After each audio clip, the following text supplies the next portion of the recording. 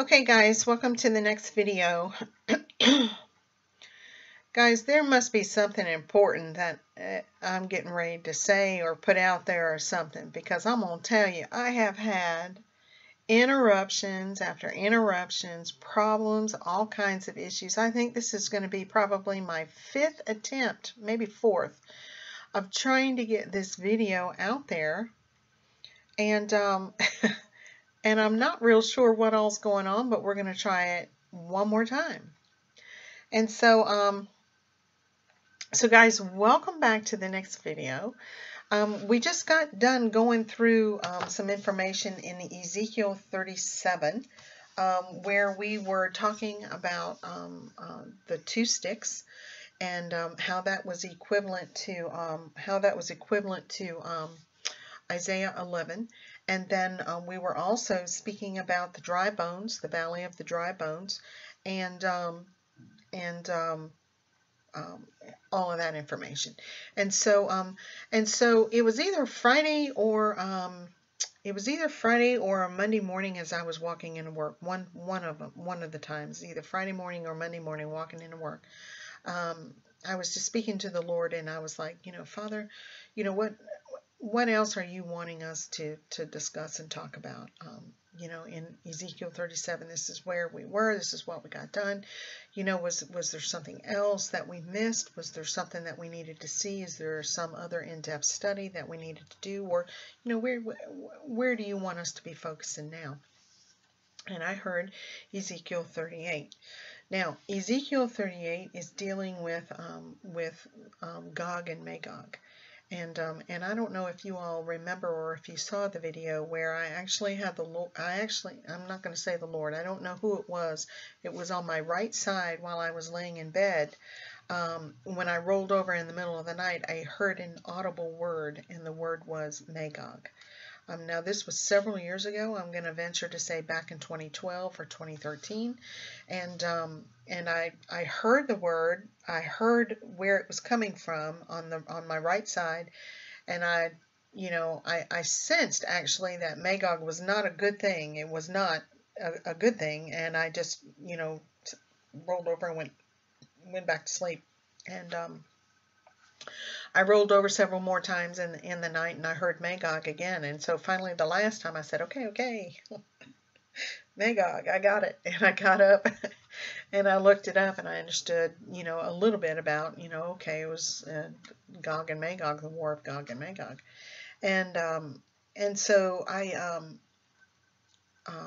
when the Lord told me Ezekiel 38, I said, okay, well, we're just continuing to go in. And I was not aware that was the scripture, the chapter for Gog and Magog, but it is.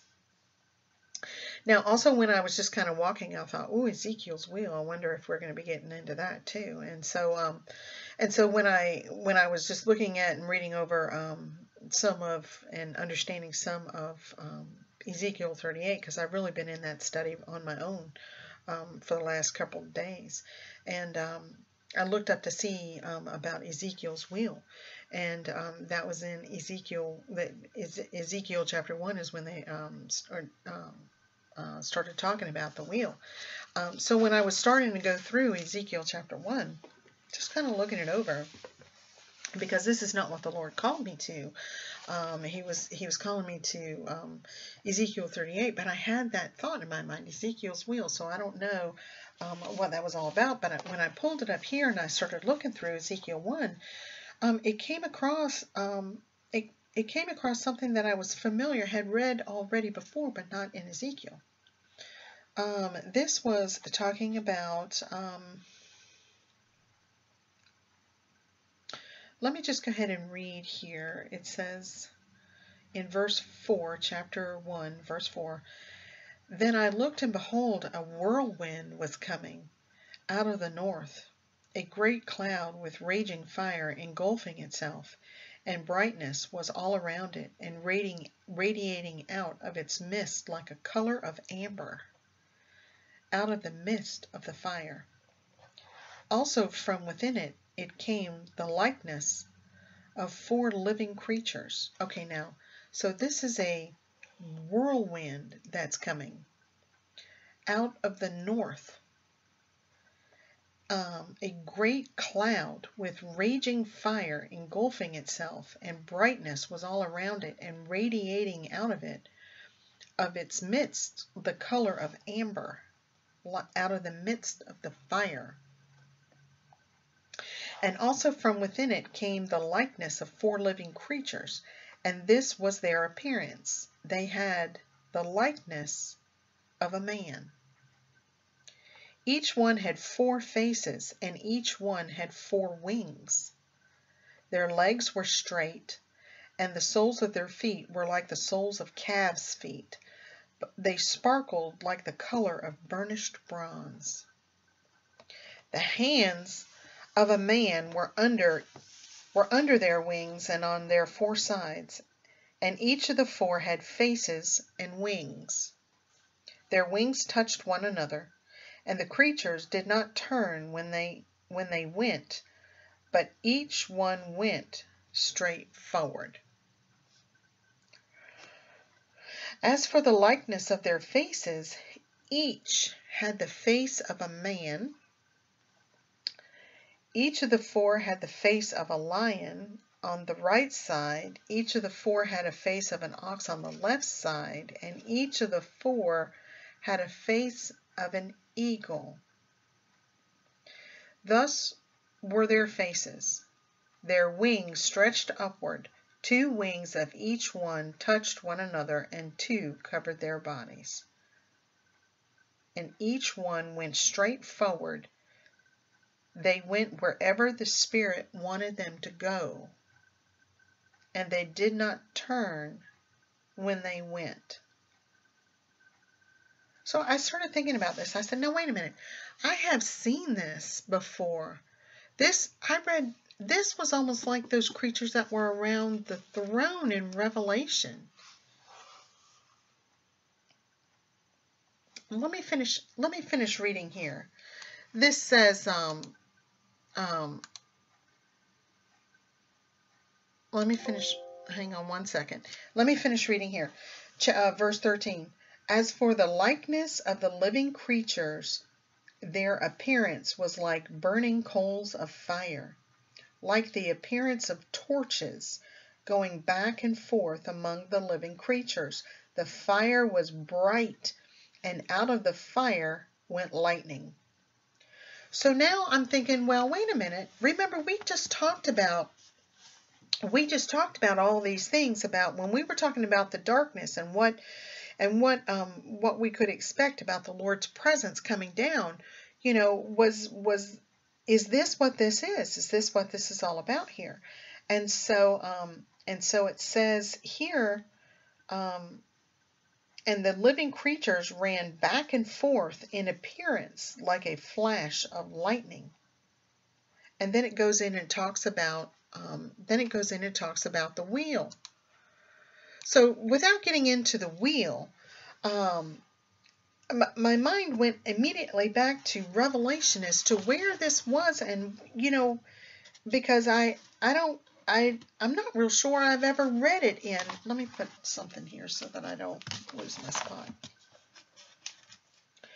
I don't think I ever dug into Ezekiel 1 before to where I identified that those creatures, entities were being identified, that I linked it to where it was in Revelation. And it's in Revelation 4 where John is speaking about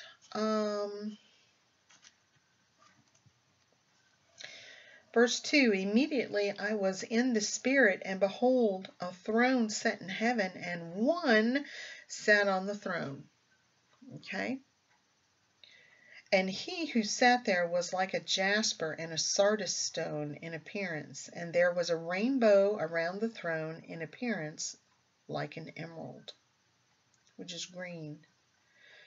Around the throne there were 24 thrones, and on the thrones I saw 24 elders sitting clothed in white robes, and they had crowns of gold on their head. And from the throne proceeded lightnings, thunderings, and voices.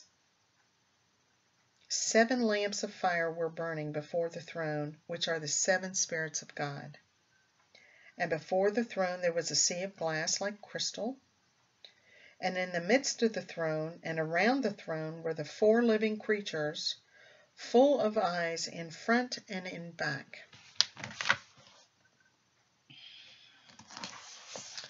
Let me look at something. No. Okay, in front and in back. The first living creature was like a lion, the second a calf, the third had a face of a man, and the fourth living creature was like a flying eagle. And the 4 living creatures, each having this time 6 wings. I think the other one said 4 wings. They were full of eyes all around and within. And they do not rest day or night, saying, Holy, holy, holy, Lord God Almighty, who was and is to come. So I'm like, now wait a minute. When I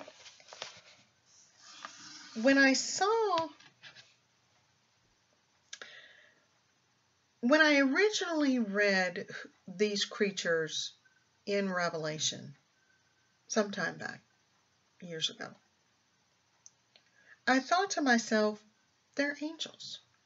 They're angels. They're cherubim. Later on, I thought, well, are these the ones that had the burning coals that touched his lip? I mean, are they seraphim? You know, but they're some type of angelic entity. Which one? I don't know. Do we know all of the angels and what they can do and not do and what have you?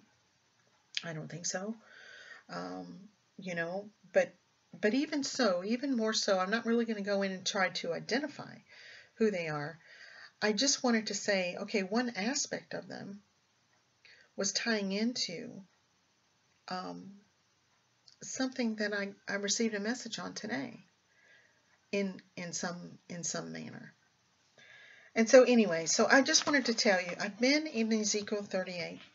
I've been dealing with Gog and Magog, and that particular prophecy. And you know, there's a lot of different opinions on it, and it's going to take me a little time to go ahead and probably lay all of that out for you. And to understand it myself, where I have some questions, I've got to seek the Lord on it myself. And so we're not going to be going through Ezekiel 38 tonight.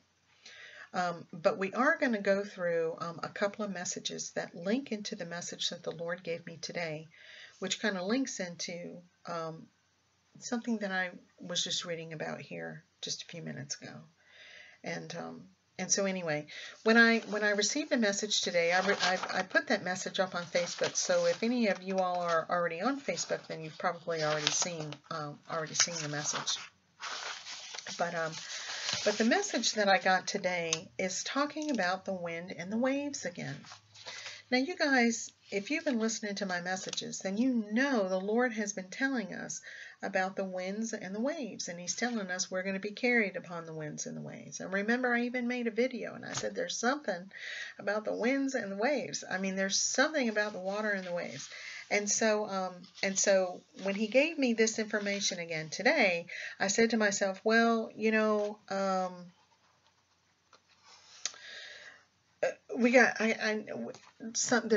there's something that we're not getting, because He's continuing to come back with it. He's continuing to tell me about it, and I don't have a clear understanding in my mind, or I didn't even have a pathway as to which way I needed to go on it. I just was not understanding it, and so I went, when I received the message today, I went and I Googled a couple. No, I didn't Google. I queried a couple of my older messages. One that was just this month already, just recently, so you guys are going to be familiar with that one, but one that was a little bit further back. And when I actually found that other one further back, I was surprised to see the date on it. So guys, I'm going to start reading some of these messages to you, but I'm going to start with the oldest one first and work my way up. There's only 3, and we're going to start with the oldest one first. Now, when I did the query for this, when I did the query for this, I was looking for the word fly. When I was looking in Ezekiel, it's the flying eagle that caught my attention. And so it reminded me of the message that I just recently received earlier this month. And then it reminded me of the conversation that I had with the Lord some time back. Now, when I did the query, I realized, I pulled it up, I did find it, and the date of it is January 29th, 2016. I mean, almost exactly a year, the Lord is pointing me back to these messages, because the message that I received on February 7th of this year, 2017, and this date here is January 29th, 2016, that is almost a year to the day. So anyway, coincidence? You know, I think not. I don't believe in coincidence with the Lord. Absolutely not. So anyway, let me go ahead and read to you. When I was kind of scanning over this older one, just to prepare and make sure that I had all of the information that I wanted to provide to you in the video today, I was going through and I was looking at something, and the Lord, I said something out loud, and the Lord he reminded me of a couple of scriptures, and it was like I had my own little mini Revelation study session with the Lord, this evening, trying to prepare for this video, which is pretty cool. So I'll share that with you as well, and then just go through some of these messages to tell you what all was going on at that time. So anyway, January 29th, 2016. I had been in praise and worship with the Lord, and I was listening to a song. I had selected a song that I wanted to hear that morning by Jason Upton, and the title of that song was Fly. And so I said to the Lord, I said, Father, as I listen to Jason Upton's song about you giving us the air, you have given it to us, so fly. I know, Father, that you told Peter to come out of the boat and to walk on the water. And as long as he kept his focus on you, Father, he was able to do that. It was not until his mind started to identify what's holding me up here that he actually started to sink. And so I said, Lord, it's like you can't mix earthly reason with faith. It's like you cannot mix earthly reason with faith. It's like oil and water. They just won't mix. They won't mix. And as I was thinking about what I was saying and talking with the Lord, I really truly felt like He reminded me of a scripture about faith. Faith is the substance of things hoped for. That scripture. So that's in Hebrews 11, and we're going to read over Hebrews 11, 1 through 3, but it's verse 2 that I really want you to pay attention to. Verse 1, now faith is the substance of things hoped for, the evidence of things not seen. Verse 2, for by it the elders obtained a good testimony. Verse 3, by faith we understand that the worlds were framed by the word of God, so that the things which are seen were not made of things which are visible. And so I said, wait a minute. Faith is the substance of things hoped for, the evidence of things not seen. That's Peter. He was walking on his faith. He was walking on his faith. It's substance. It's something that you can tangibly touch and feel. It's substance and evidence. He was up on the water. There was evidence. He was up on the water.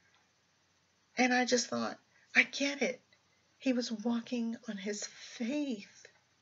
But verse 2 in this, let's look and see what that says again. For by it, well, what's it? Our faith. For by faith the elders obtained a good testimony. And so then I was thinking, Oh, well, then that reminds me of the definition of overcomers. And so then I had to go back in and take a look and pull up that scripture. And that's in Revelation 12.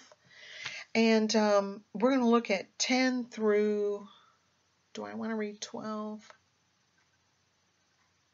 Yeah, 10 through 12. And this is Revelation 12, 10 through 12. This is when Satan gets thrown out of heaven.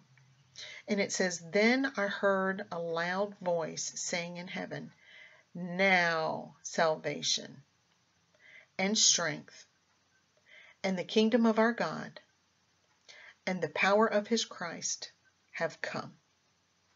For the accuser of our brethren, who accused them before God night and day, has been cast down. And they overcame him by the blood of the Lamb and by the word of their testimony, and they did not love their lives to the death. Therefore rejoice, O heavens, and you who dwell in them.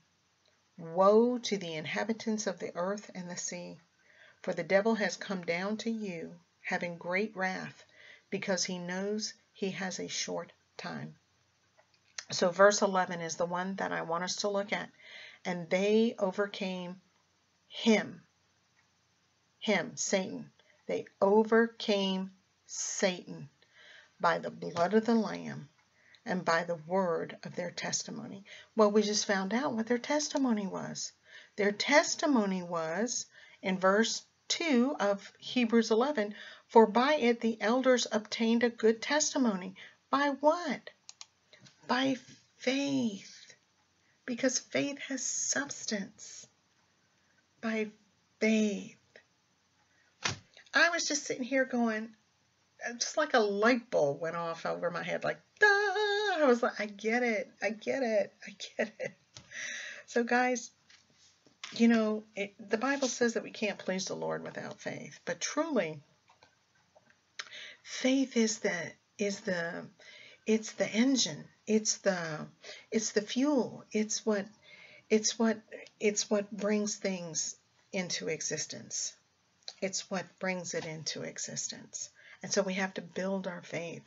And we think about all of these times where the Lord is just like, you feel like the Lord has put you in some wilderness somewhere, that you don't know how to do anything, or you don't know where your resources are coming. You don't know any of these things. I mean, you're having to trust and rely upon the Lord for every single thing, every step, every day, every way, everything. And you get so tired with it. You get so bogged down with it sometimes. It feels like it's a great heaviness on us. But what he's trying to do is he's trying to build your faith. And he's trying to build your trust in him. These two things that you have to have. You have to have it, because that's how we overcome. That's how we overcome him, Satan. That's how we overcome him, through the blood of the Lamb and the word of our testimony. Our testimony, our faith. What we've got built up within us. How strong is it? How thick is it? How does it fortify you? Your faith. Can you walk on water? Can any of us walk on water? I don't know. But I know when I was asking the Lord here, I'm like, Lord, let's fly. Let's fly. So anyway, I want to continue telling you. I was telling the Lord that very thing. And see, I really feel like he put this desire into my heart. But I was struggling so bad at this time last year. I was just really, really downhearted. My spirit was low. I was still doing the things that I needed to do. I still was in prayer with the Lord. I was still seeking him. I was still receiving messages from him. I'm still in praise and worship, and I was still documenting my time with him, and I was still moving forward. But my feet felt very heavy, and my spirit was very downtrodden, and I wasn't, skipping and jumping and clicking my heels. I was plodding along, And it was, there was a heaviness. There was a great heaviness on me. And all I can recall and remember is that I wanted to go home. I just wanted to go home. And I know a lot of you are going through that right now. You're going through that very thing right now, because I know that because you guys you've reached out to me. You've either sent me an email, or you've gotten a hold of me on chat messenger through Facebook, or texted me, or called me. And I understand that a lot of us are walking through a very hard and difficult patch at this time. And just let me encourage you. Please just let me encourage you. Continue to just take another step. If you feel like you need some time where you need a break, then go to the Lord and talk to Him about it. If you're like me, He's probably already told you, daughter or son, let's take a break. You're going to need one. But, I'm just like, no, let's go. Let's do it. Let's continue. We can do this. We can do this, and He is our Father, and He knows what's best for us. But, He knew in advance already we were going to need some restoration. We were going to need to be restored, and we were going to need some downtime. We were going to need some time where, we would allow Him to lead us by the cool water so that we can get something to drink and take a rest and just talk with Him privately, one-on-one, and just say, Father, I'm ever so tired, restore me, refill me, fill me back up, fill me full of oil, Father. Allow me just to come under your wing and lay on your bosom and just rest for a while. Protect me, Lord, while I can do that. So I understand where you're at. Believe me, my heart knows what you're feeling right now. But let me just encourage you, please, just continue on. Just continue on. Continue with your prayers and your praise and worship at least. And if you need a break from something else, take the break. Go to the Father and ask and say, Lord, help me, take this break. Help me to, to rest my mind and to be filled with your peace and joy right now. I need an infilling of you. And He'll do that. He'll do that. He'll be right there to do that. And so that's kind of where I was at this time last year. And I was just going to the Father about it. I was just like, Lord, I said, Father, what is it to stop me from opening my wings and coming to you? I mean, in my mind, I needed wings to fly. I mean, what is stopping me, Father? I wanted to know why can I not get there now? Why can I not see the change that I needed to see to fly? I said, if it's a longing in my heart and desire and compassion, I know that fuels and it is food for my prayer coming forth, that my heartfelt prayer, that desire is like energy. It's like the engine that drives that prayer. I didn't understand why I wasn't, I was like, Father, then what? Then what? I said, Father, we are so saddened and our spirit is downtrodden that we think we have more time to wait and not see you. I said, but yet on the other hand, our spirit can be light some days and full of excitement, and we almost skip along a path when we venture our hope out there and think, Lord, you're at the door. It's almost time. I said, is excitement not the same as longing? Now, I know these emotions are different, but I was really thinking in terms of the intensity of the desire. Is hope to see you and just look for you on the days not the same as desire? I said, tell us, Lord. Help us to understand how we can get up and fly. What has to be in our hearts?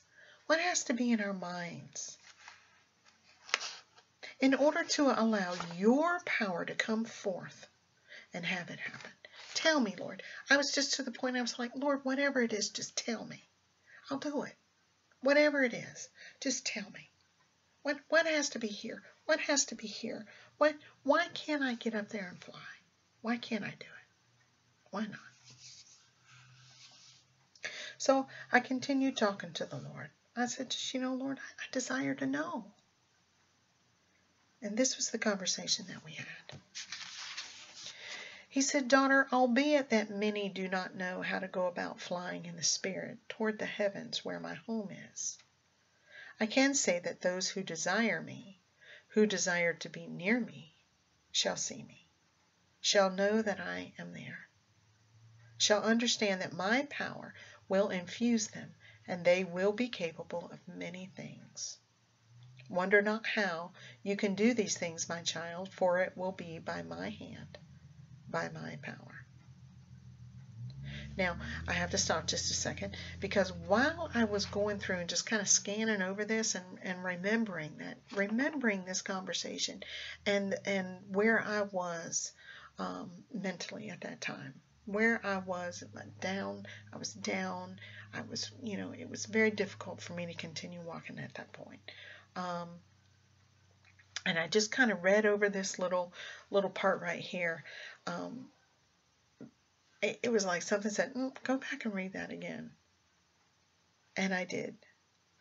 Many do not know how to go about flying in the Spirit toward the heavens. Flying in the Spirit toward the heavens. And I thought, I don't remember seeing that before.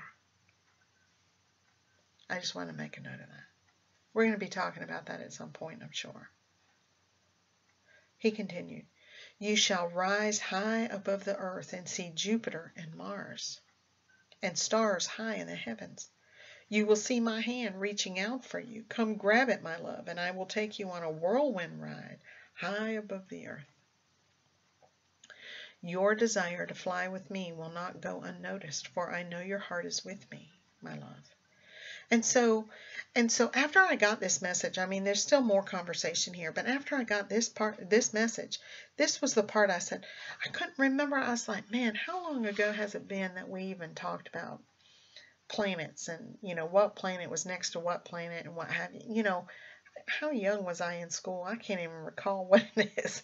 I thought, man, I can't even keep up with what I got going on here and everything else and work and what have you, that I couldn't remember. So I just decided, well, I'm just going to pull it up and I'm going to see, what's next to what. And sure enough, Jupiter is next to Mars. And I just sat there looking, saying, Jupiter's next to Mars. And I said, well, of course it is. The Lord told me that. And then I was just like, why do I get amazed sometimes? Why is it that, I just, I still get shocked sometimes when, certain things come up at me. I'm like, oh, well, of course it is. Yes, of course. It couldn't have been anything else because this is what the Lord told me. And so I'm thinking, how fantastic is that? How exciting is that? And so when I look at that, I think to myself, guys, when I'm talking to you about your journals and writing down what you're hearing from the Lord and, and just making documentation and dating it and what have you. And I said, if you've got a question, you can go, and if he tells you something, you can go look it up. Well, this is the perfect example of one of those times because,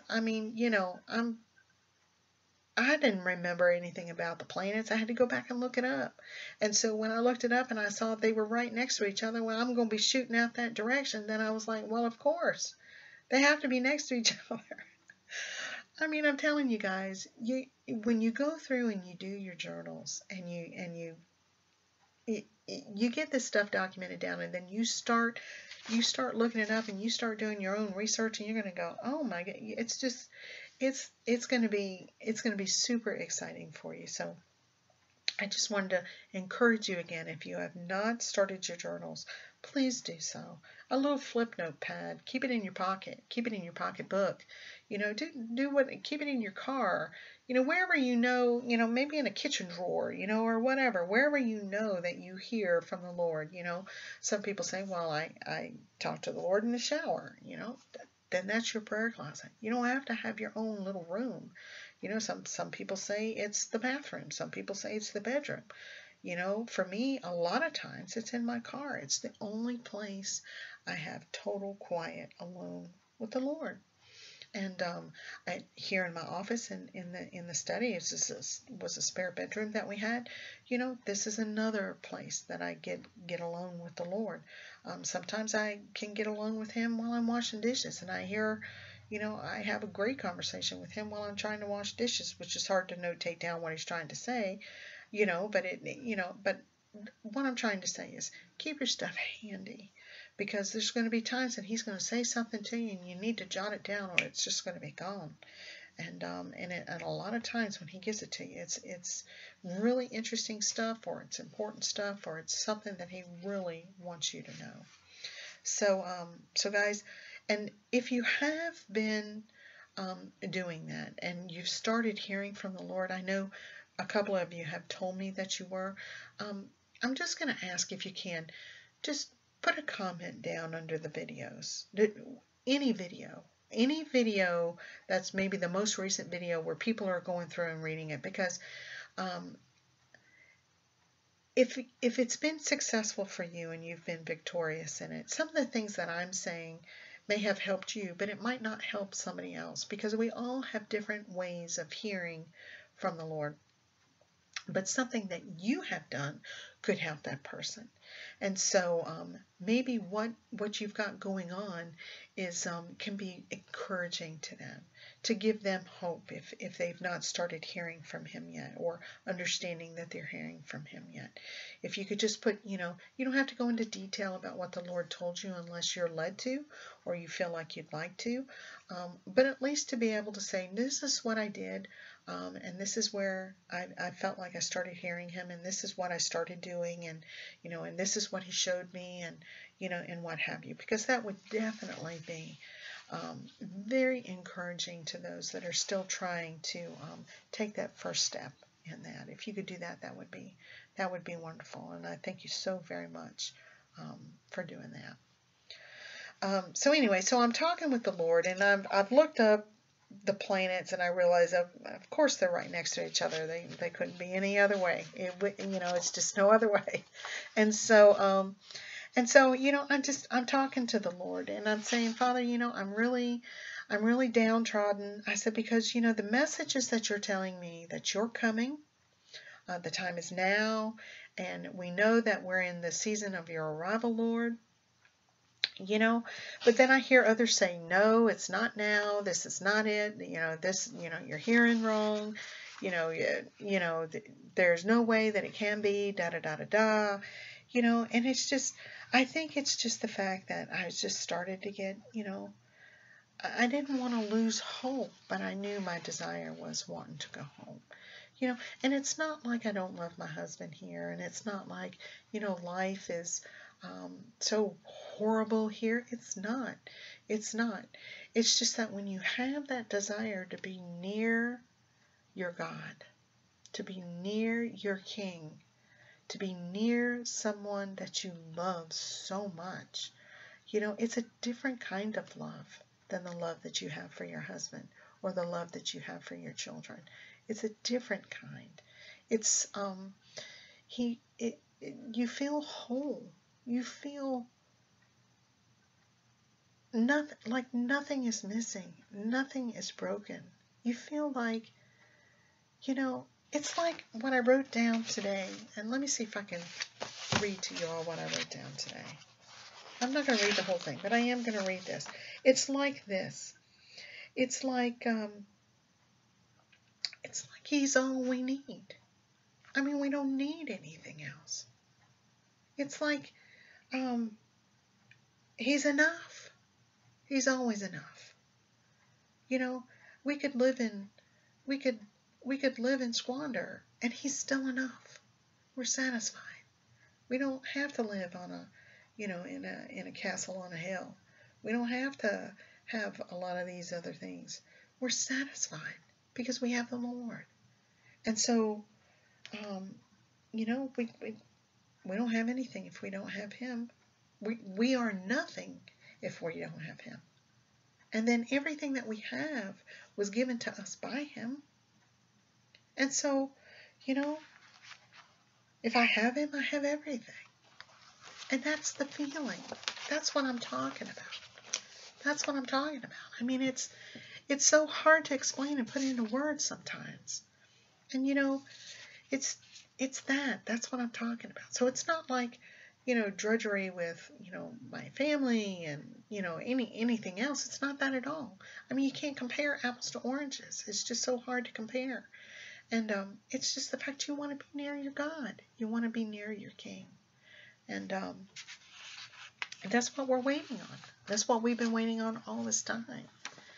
And so, I'm just telling Him, I don't want to lose my hope, Lord. I've got these conflicting messages from other people.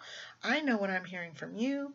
It's Father, what is this? What's it about? And He said to me, my love, it won't be long now. Just hold on. You can see the signs. They are there for you.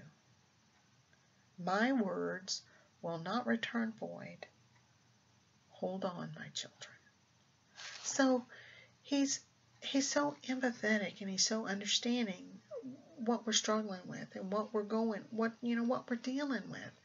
And He's still trying to tell us, Father, He's still trying to tell His children, just hang on. We're almost there. We're almost there. And that's what I just want to convey to you. To those that are walking through that right now, just hang on. Just hang on. I said, I just love you, Lord. And, I'm sorry. I'm not losing faith. I'm not losing faith. I just want to come home. I just want to come home. And I said, please don't let it be years and years and years from now. And I got real quiet. And He didn't say a word. I said, oh boy. I said, Lord, if it is, I'll still be right here waiting for you. I'll still be right here waiting for you. Because what else are you going to do when you love somebody with all your heart? What else are you going to do? You're going to wait on them. You're going to be patient and wait. And that what 1 Corinthians tells us? Love is patient and kind. Patient. He said, my love is for you this day, this very day. He's saying, daughter, just hang on. And I was just praying. I said, I was even praying to the cloud of witnesses. Cloud of witnesses, please pray for me. I was really, really down. I was struggling. I didn't want to go through this life anymore, but I'll take a step every day if that's your will for my life. Guys, when you're in pain and you're dealing with stuff, and I was tired of dealing with my body and the pain, and I was tired of dealing with the flesh and the temptations and the attacks and I'm just like, ugh, I'm done. I was done. And and then hearing other people's messages and stuff, and it was conflicting with mine, and I was like, Lord, help me with this. Just help me with this. And so He says, my child, do you wonder where I am? And, I know He's with us. But, I said, Father, sometimes yes. Sometimes yes.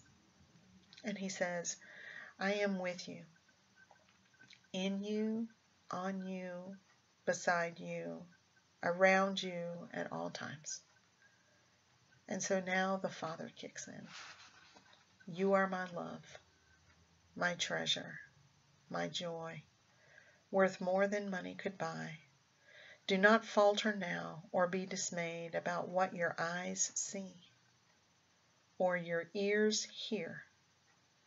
For many will put forth their thoughts, heartfelt thoughts, even though many may not be accurate. You are aware of the time, my child. And that was the end of the conversation. So guys, if you're struggling and going through some stuff, I want to just encourage you. I want to just encourage you. But I want you guys to recognize and understand here that a year ago, I'm talking to the Lord about flying. I'm asking Him about it. I wanted to know what I needed to do. I was ready to go. I was ready to go. I wanted to know what I needed to do. What was I not doing that was hindering me from being able to take off? I wanted to know what that was. And so anyway, so He gave us this conversation. So on February the 7th, which you guys have already seen this is the message where He's talking about raise the stakes, and He's talking about Galilee. But in a part before that, it says, my dove, listen to my heart as I say these things to you this day. My dove, flight upon your wings is possible. Take flight, my love, and ensure that all those who remain with you are covered by your spread. Faculties unknown to man will arise at this time for all to see and know that this was done by my hand. So now, in this message, He's saying, don't worry about how it's going to happen. It will be done by my hand. And this one is saying, everyone's going to know it was done by my hand. Take, my dove, flight upon your wings is possible. February 7th, 2017. January 29th, 2016. Almost a year, almost to the day.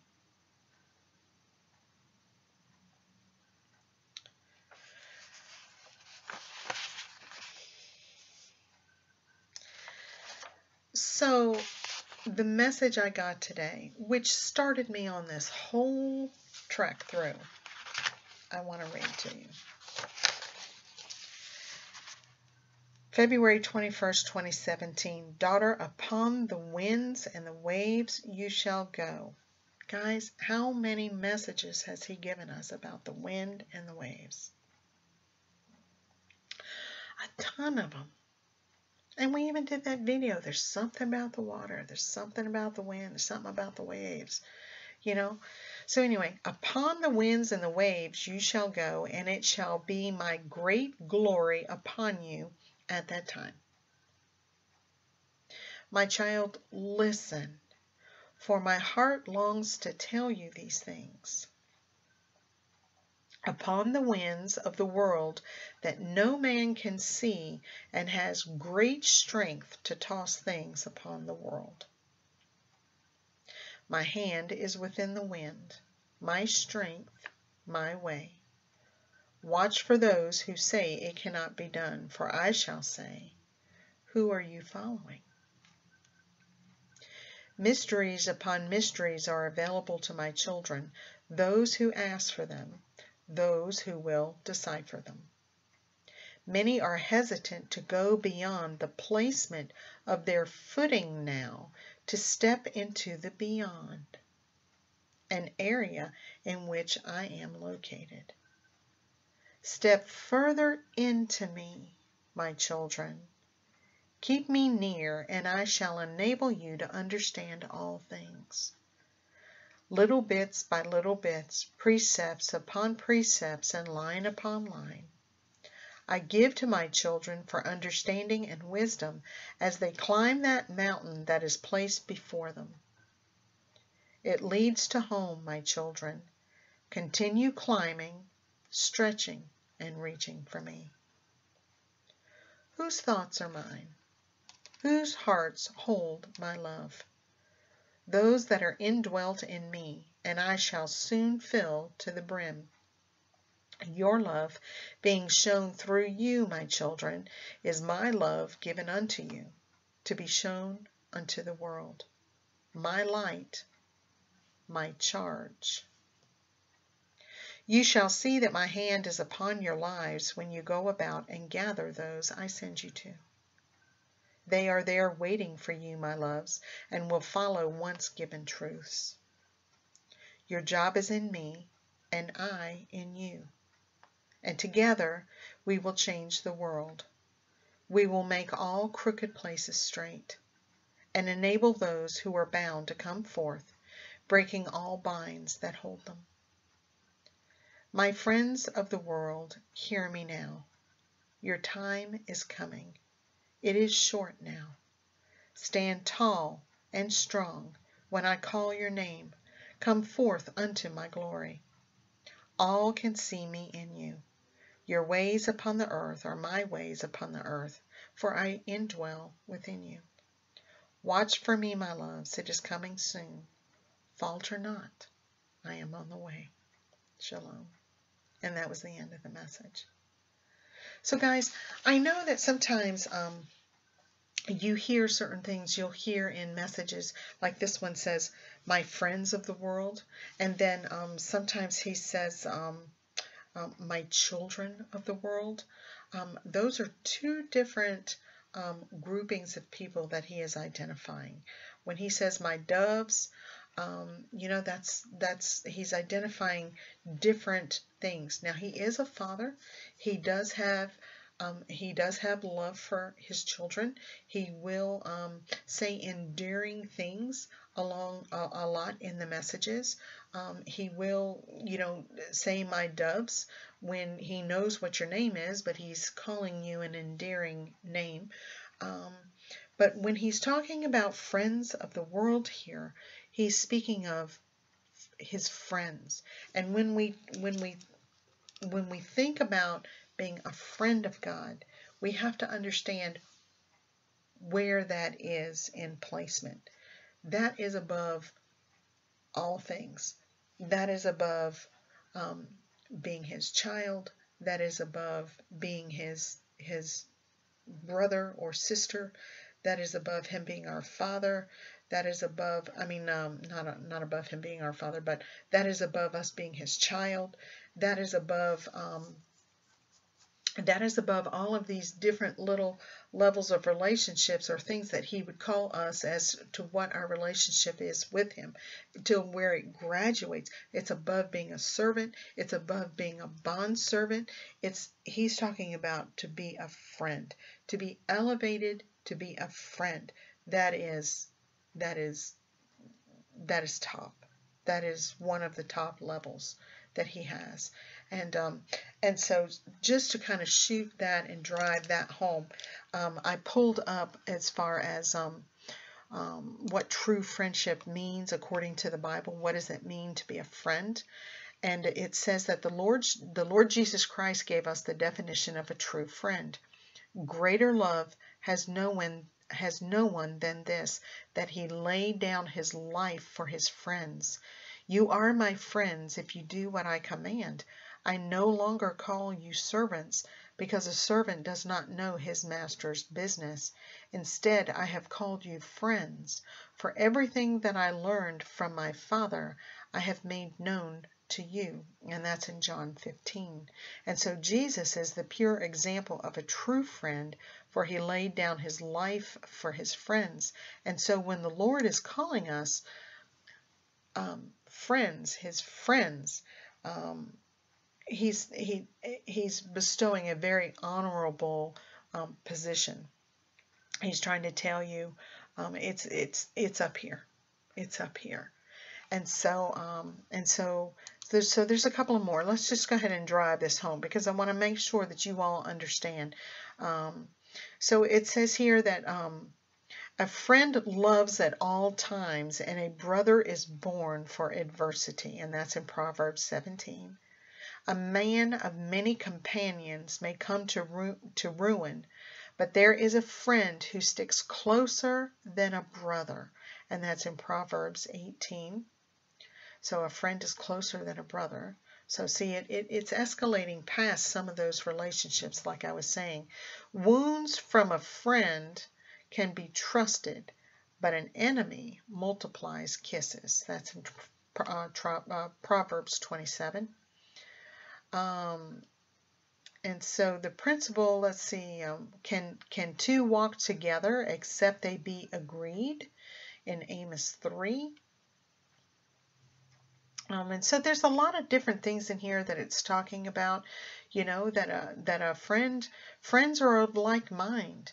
The truth that comes from all of this is that a friendship is a relationship that is entered into by individuals, and it is only as good or as close as those individuals choose to make it. Someone has said that if you can count your true friends on the fingers of one hand, you are blessed. A friend is one whom you can be yourself with and never fear that he or she will judge you. A friend is someone that you can confide in with complete trust. A friend is someone you respect and that respects you, not based upon worthiness, but based upon likeness of mind. And so, when I had received those dreams about the island, about us going to the island, I had asked the Lord about it, and He said there's going to be a lot of people. There's going to be people there that are like you. And in my mind, I thought I had the understanding that it would be like-minded. It would be like-minded. And so when I read this, I think to myself, well, they're going to be friends of mine. They're going to be friends. They're going to be friends of Jesus, and they're going to be friends of mine. And so it's quite exciting when you think about it. And so anyway, this is all tying into, because he's talking about flying.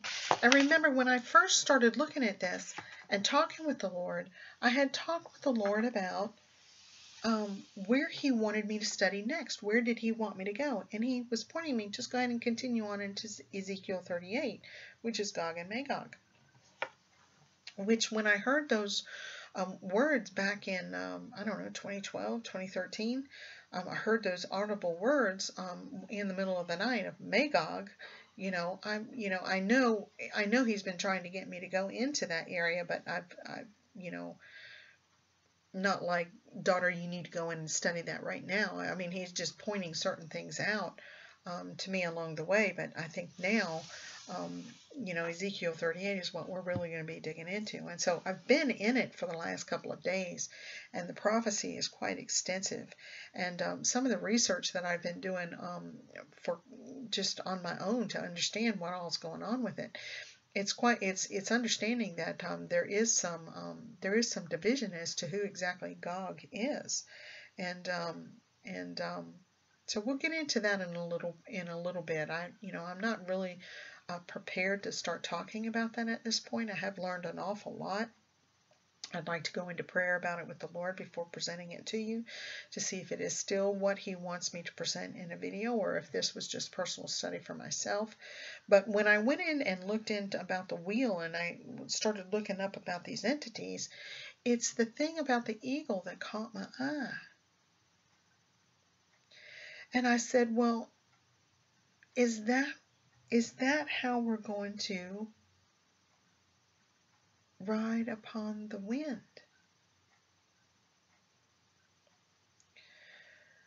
I think I hate to say that I think this is what it is, but exactly how or in what capacity it will all work, I don't know, but something, I believe it's tying into eagles. And so I'd like to go ahead and probably do in another video, just go ahead and start talking about some eagles and what their traits are and how things go. I did a study on this back in 2012. I did a writing on it and put it all together. I'll have to see if I can find any of that information now, because I think some of it is already packed away for our move. But hopefully I'll be able to find something at some point. But this, when I was taking a look at this and starting to think about it and talk about it, it reminded me of something else that I knew I did have. And I don't know if you guys have read this book before. It's called The Final Quest by Rick Joyner. This is a series of 3 books, I believe it was, and I had ordered these books a while back, and he has a new one out called The Army of Dawn, which is pretty interesting too. But if you have any additional funds and something, you just have some money laying around and you're able to go ahead and buy a book, guys, I'm telling you, this is probably the best money you'll ever spend. This particular book right here. It is a set of 3, but this one is the one that is just, it's really, really awesome. I want to read a couple of things to you. And this is the reason why it reminded me of this book, because in it says part 3, The Return of the Eagles. And I said, oh, okay, so maybe this is where I'm heading to. But I had read this book back in 2013, maybe 2014. It's been a while since I read it. But I wanted to read something to you here. This is about a mountain that they are climbing, and he's describing a vision. He's describing a story for us so that we can understand what all's going on. Now we know and understand that the Lord said in this message right here about keep climbing the mountain, right? What did he say? He said, climb the mountain that is placed before them. It leads to home, my children. And so the higher we go, we're rising up, we're elevating ourselves, climbing that mountain. But I wanted to read this to you here because it says, the demonic army was so large that it stretched as far as I could see. It was separated into divisions, with each carrying a different banner. The foremost divisions marched under the banners of pride, self-righteousness, respectability, selfish ambition, unrighteous judgment, and jealousy. There were many of these evil divisions beyond my scope of vision, but in the vanguard of this terrible horde from hell seemed to be the most powerful. The leader of this army was the accuser of the brethren himself. The weapons carried by this horde were also named. The swords were named intimidation. The spears were named treachery. And the arrows were named accusation, gossip, slander, and fault-finding. Scouts and similar companies of demons with such names as rejection, bitterness, impatience, unforgiveness, and lust were sent in advance of this army to prepare for the main attack. These smaller companies and scouts were much fewer in number, but they were no less powerful than some of the larger divisions that followed. They were smaller only for strategic reasons. Just as John the Baptist was given an extraordinary anointing for baptizing the masses to prepare them for the Lord, these smaller demonic companies were given extraordinary evil powers for baptizing the masses. A single demon of bitterness could sow his poison into multitudes of people, even entire races or cultures. The demon of lust would attach himself to a single performer, movie, or advertisement, and send what appeared to be bolts of electric slime that would hit and desensitize great masses of people. All of this was to prepare for the great horde of evil which followed. So guys, I just want to stop right there. One time, I went to go pick up, my husband and I wanted to order in dinner one night, and my husband was tired, and I said, honey, don't worry about it. I'll run out and get it and bring it back home.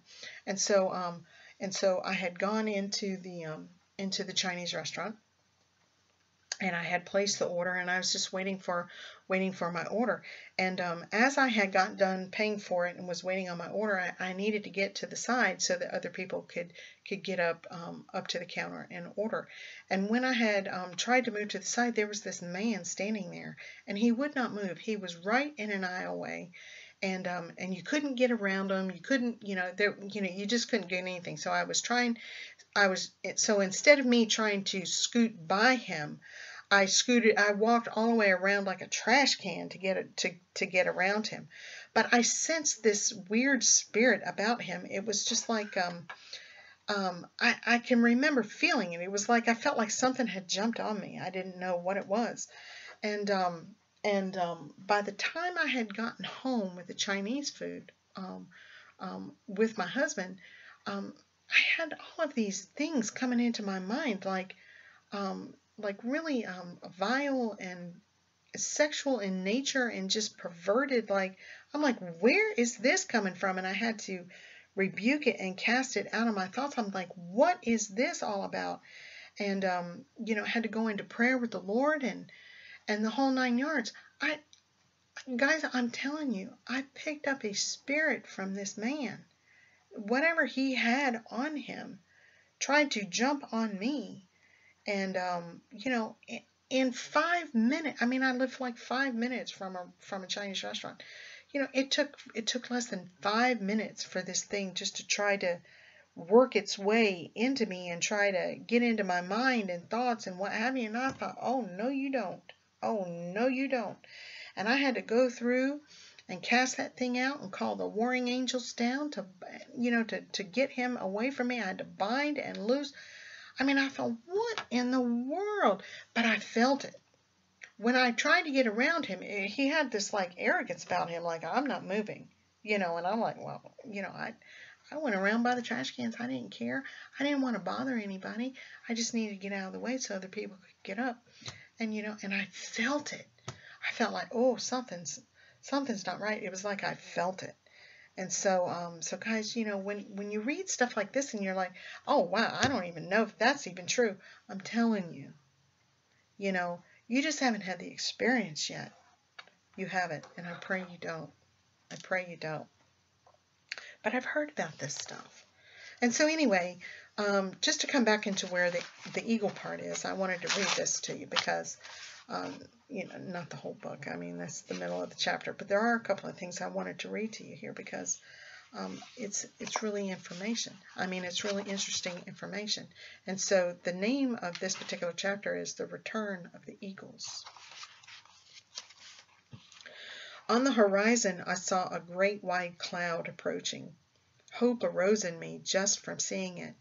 Soon it had filled the whole atmosphere with hope, just as the rising sun chases away the darkness of night. As it grew closer, I recognized the great white eagles that had flown in from the tree of life. They began landing on the mountain, taking their places on every level beside the companies of warriors. Okay, so there are levels on the mountain that you're working your way up, just like the levels of the fishing wire, just like steps or rungs on a ladder. There are certain levels that you're having to get up this mountain. And so what he's talking about is the eagles have landed on every level beside the company of warriors. So there's you've got people that are further ahead in their walk with the Lord and learning and understanding, and they're on a higher level versus someone that's just getting started. And so that's what he's speaking of. There's people on every level, and they're working their way up the mountain. And he says, I carefully approached the eagle that had landed near me because his presence was so awesome. When he looked at me with his penetrating eyes, I knew I could hide nothing from him. His eyes were so fierce and resolute that I trembled. Chills ran through me just from looking at him. And before I could even ask, he answered me. Now, who does that sound like? Who does that sound like? I'm not going to go into that. Y'all know who that sounds like. You want to know who we are. This is the eagle speaking. You want to know who we are because there's more than one eagle. We are the hidden prophets who have been kept for this hour. We are the eyes of those who have been given the divinely powerful weapons. We have all been shown that the Lord is doing, and we have all been shown what the Lord is doing and all that the enemy is planning against you. We have scoured the earth, and together we know all that needs to be known for the battle.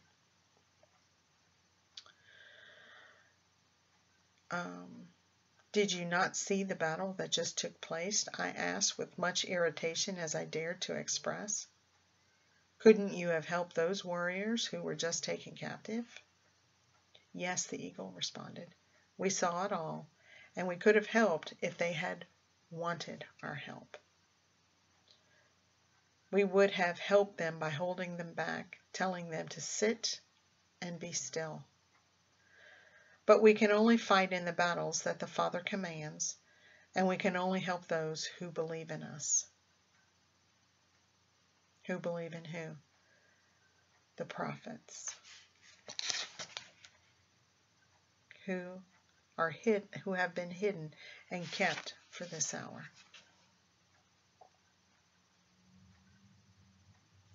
We can only fight in the battles that the Father commands, and we can only help those who believe in us. Only those who receive us as prophets can receive the prophet's reward or the benefit of our services. Those who were ambushed did not yet have the mantle you are wearing, and those who do not have that mantle cannot understand who we are.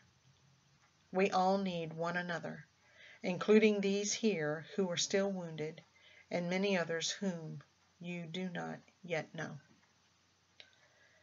And so, as he talked to the eagle, he started to think like him. And after a short discussion, he could see into the eagle's heart, and he began to know that he was like him. And the eagle recognized this, and he said, "You have some of our gifts." The eagle noted, "Though they are not very well developed. You have not used them much. I am here to awaken these gifts in you and in many others like you, and I will teach you how to use them." The island. But he's already telling you. It's already in you. He's told me that too. He said it's already in you. The gifts are already there. They're already there.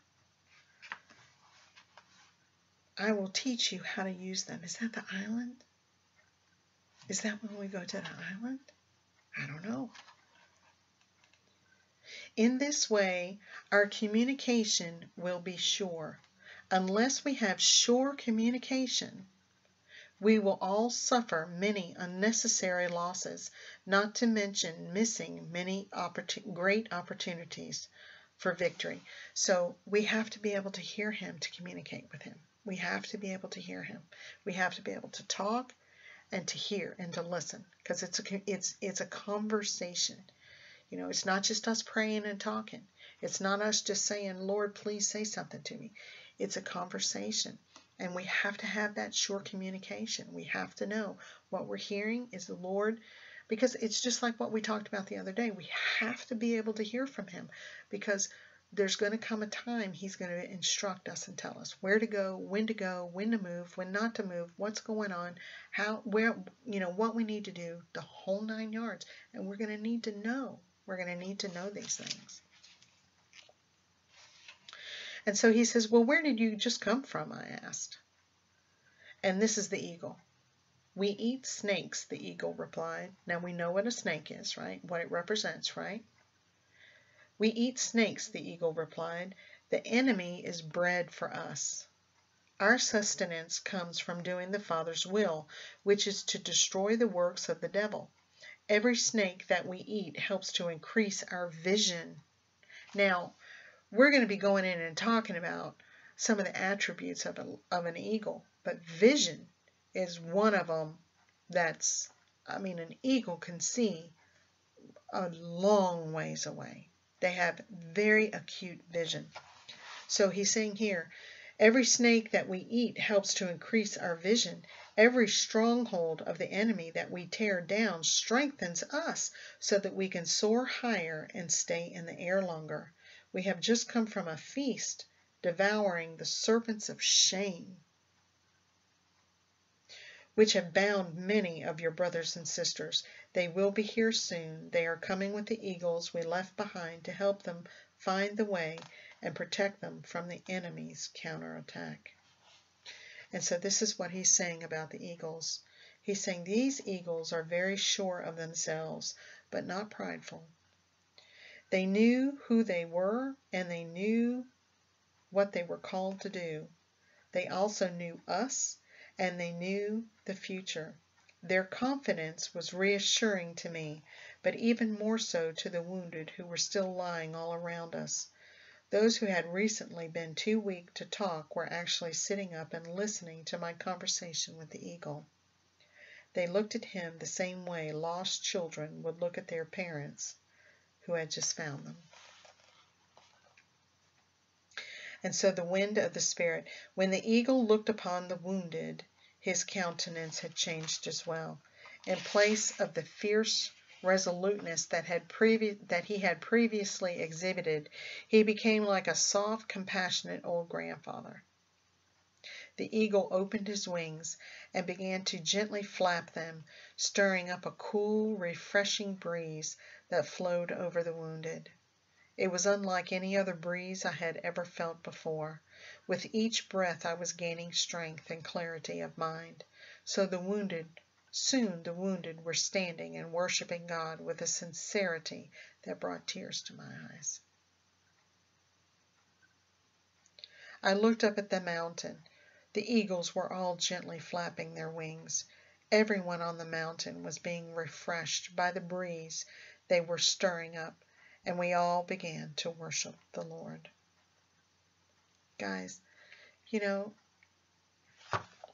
we were just talking about, asking the Lord to be refreshed, to be restored, to allow him to lead us to cool waters, to get something to drink, to take a breath, to allow him to restore us, to allow him to fan us with his wings and restore us. Guys, he loves us so much, and he knows what we're going through. He does know what we're going through.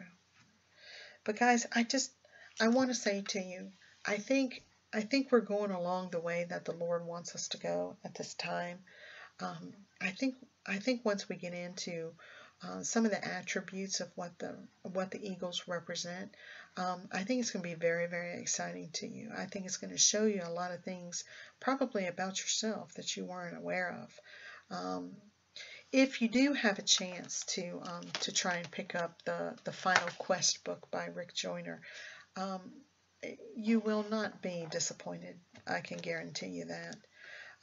But the other thing is how does all of this tie into this eagle that we have in Ezekiel 1? And in Revelation, was it Revelation 4?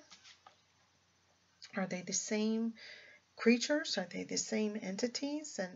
And how does this all tie in? Excuse me, is this just a feature of a well-rounded person? Is this just one part of what that is? And who is this? Is this an aspect of God? Is this an aspect of his angels? Or somebody else? I don't really know. I don't really know. But I got a very strange sensation that it's connecting somehow. The eagles that we're talking about, rising up on his wings and taking flight, versus what we're reading in this book and what we're getting from the messages, and then coming back to Ezekiel 1. I think there's a connection somehow. How? I don't know yet. Can I ask that you go into prayer about it? Talk to the Lord about it. See where he leads you about it. But I got a feeling there's a connection there. And who are these individuals? Are they actually angels? Or does that matter for what our study is at this point? I don't know. But we're going to be digging into some of these kind of things. So I just wanted to bring that out to you. So guys, thank you for coming back to this video. This one actually went through. This was my fourth or fifth attempt. I think the angels gave up on me today. The first one, you couldn't even, it was like snow falling in here. They were so busy and active. So guys, I just wanted to say thank you so much for coming back to my video. If the Lord gives you any information in regards to this study, I would love to hear it. I'll try to get back to your comments as quickly as I can. I get tied up here at the house, and sometimes I just don't have the time to get back and come back and reply to some of your comments. I do try to read them as they're coming in on my phone, but sometimes I don't even get a chance to even go through all of it. It'll only give me a short snippet, and I'm not even able to read all of it. So I do try to come back and take a look at it, because a lot of your comments are ringing true within me, and some of the things that you're mentioning, well, maybe it's this, and I'm like, well, maybe it is that, and having to go through and pray about some things on it. So guys, together we can all get this figured out, and maybe learn some new information about it. So guys, I just want to say thank you. God bless you. Please stay safe in the Lord. I will keep you all in prayer. For those that are just struggling at this time, let me just encourage you to please hang on, just hang on, and I'll continue lifting you all in prayer as well. God bless you. I'll talk to you soon.